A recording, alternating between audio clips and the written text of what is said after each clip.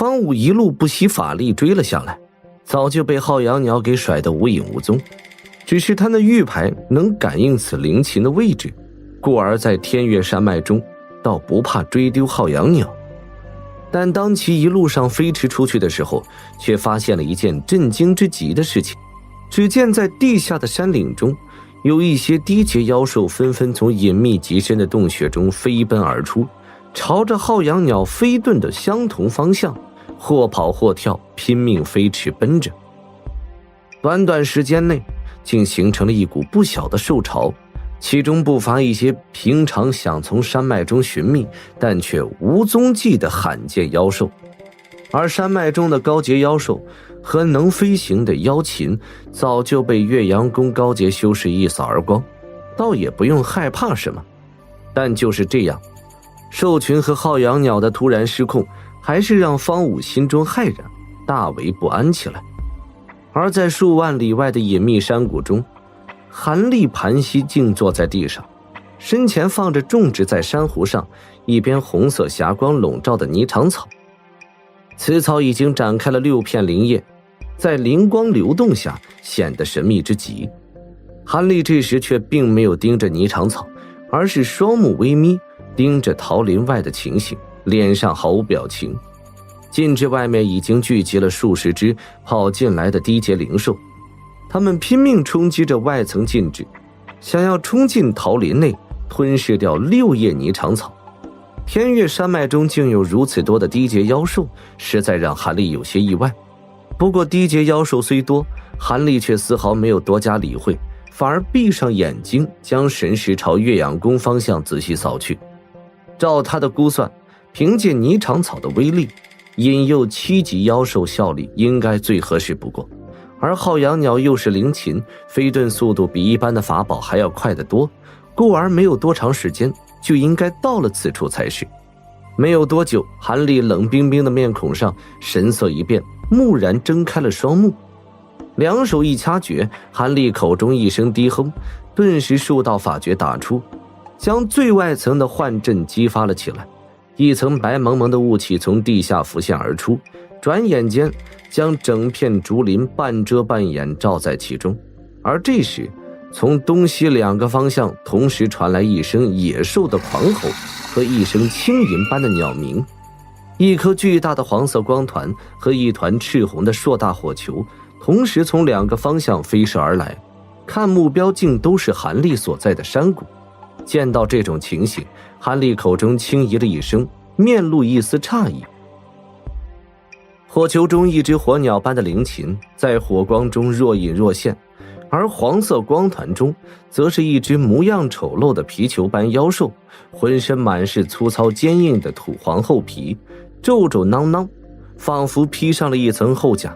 在肥胖之极的身体中间，则挤出了一个个尖尖的老鼠脑袋和一个细长的尾巴，仿若是一只变异的巨大妖鼠。这是什么妖兽？如此古怪，但也有7级左右的修为。不对，这妖兽仿佛是从山外方向飞来。这是土甲龙，是一种非常稀有的妖兽，以防御和擅长寻找天才地宝而著称，这可是送上门来的好事。是此灵兽？我说怎么看起来有些印象的样子？韩立有些恍然，而就在韩立说话之间，2只妖兽一前一后从山谷中白雾猛扑而下，目标正是下方的霓裳草。经过一番遭遇后，韩立手掌一翻，一个绿蒙蒙的阵盘出现在手中，飞快一掌拍下，阵盘灵光大放，最外层的几道禁制同时一闪，竟将最先下来的浩洋鸟瞬间放进了禁制中。但等到黄色光团中的土甲龙也焦急地尾随而下时，数道禁制再次浮现而出，将此兽一时间挡在了法阵之外。土甲龙自然是惊怒交加，整个身形在黄芒闪烁间狂胀至了7、8丈之巨，手脚头尾全收进了体中，身体表面还出现了一层层灰白色的石甲，化为一颗圆滚的肉弹，狠狠地向那禁制撞去。一声巨响，只是一击就击破了最外层的2道禁制，然后黄芒顿了一下，又向剩余的禁制砸去。就在这片刻耽误，韩立却有足够的时间将那只浩洋鸟禁制住。只见此鸟一冲过禁制，挥动的双翅，一团团赤红火焰四下飞溅，将下面的雾气驱散了大半，露出了雾气下的粉红色艳丽桃林。此鸟灵目一闪，更是一眼看到了站在桃树下的韩立，以及红珊瑚上散发出的奇异气味的霓裳草。此鸟灵智尚未打开，但韩立毫不掩饰元婴中期修为，却让此灵禽下意识的心中畏惧，竟在低空一个盘旋，没敢直接落下。但是那霓裳草的诱惑力实在太大，此鸟更加舍不得离去。但此鸟这一迟一下，韩立却面无表情一扬手，一道黑符脱手而出，无光闪动下，玉符竟化为了黑红鬼爪，向着浩洋鸟一把抓去。浩洋鸟大吃一惊，不及多想，双翅一动，30几颗拳头大火球从翅上击射出去，击向鬼爪。一阵爆裂声传来，黑芒赤焰交织闪烁一团，竟一时将那鬼爪击得不能向前。看到这一幕，韩立口中轻咦一声，但两手一掐诀，背后银翅蓦然亮出，一声雷鸣后，韩立在原地消失得无影无踪。下一刻，银光闪动，身影就浮现在了此鸟头顶数丈高的地方，面色阴冷，两手一搓，再同时五指一扬，两道粗大金弧从手心处弹射而出，爆裂开来，化为了一张巨大的电网迎头照下。浩洋鸟正全心对抗对面的黑色鬼爪，出其不意之下，一下被金色电网罩在了其中。此鸟顿时惊慌了起来，一抖身子，部分火羽自行脱落而下，化为密密麻麻的红芒，冲电网击射而去。顿时网中爆裂之声轰隆隆的响个不停，而韩立目中寒光一闪，手腕一抖，口吐一个收字，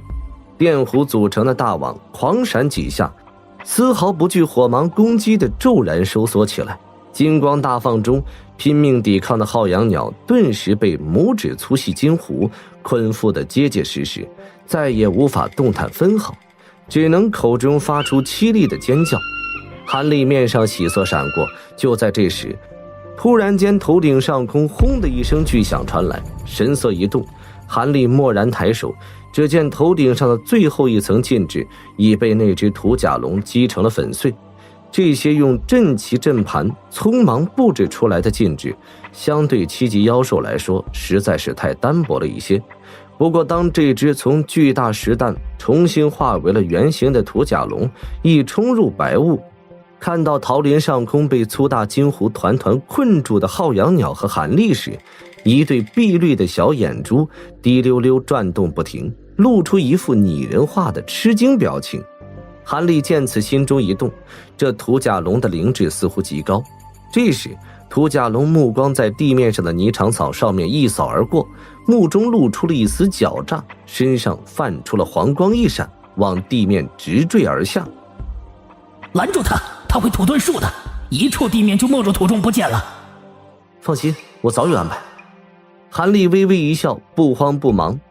土甲龙瞬间就到了地面处，见霓裳草四周再没有其他人，当即大喜一扑而上，就要一口将此草吞下。但就在这时，霓裳草四周的地面下噗噗之声连响，12道惊寒之气毫无征兆地喷出。那土甲龙身在空中又近在咫尺，不及防之下根本无处躲闪，立刻就厚厚的寒冰冰封了起来，化为了一块白花花的冰雕。随即地面下白光闪动，一下冒出12条半尺长的雪白蜈蚣出来，扬手摆尾，口中寒气丝毫不停地喷吐。原来你将6翼双弓布置到了地下，我都白担心了一场。土甲龙纵然皮糙肉厚，面对12只6翼双弓的寒气喷吐，却无法凭借自身的身体强度来抵挡，偷袭之下制住也不是什么奇怪的事情。我原本为了以防万一才布置这一手，没想到这土甲龙自己撞上来了。下面韩立身影一晃，就到了浩洋鸟身后，目光在其尾部的几根长铃上一扫，竟冲眼前的灵禽笑了起来。我知道你灵智虽然不高，但是一些人言还是能听懂。我无意伤你，但你尾部上的火灵是自行脱落下来，还是让我动手拔去？”网中的浩洋鸟果然听懂人言，韩立此话方一出口，此鸟顿时身形一抖，目中露出惊怒不甘的神色，口中鸣叫更加尖利。韩立脸色一沉，冷笑一哼，再也不多说什么，单手一抬，一层青蒙蒙的灵光包裹住了整只手掌，就要向此鸟尾部探去。浩洋鸟目中终于闪过惧怕之色，无奈之下，尾部的几根长灵一抖，火红闪过，尽数脱落而下。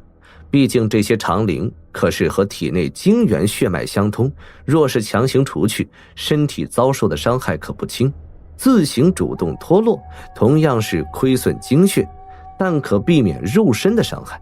青光一闪，韩立大喜，单手一捞之下，立刻就将这几只火红长灵抓在了手中。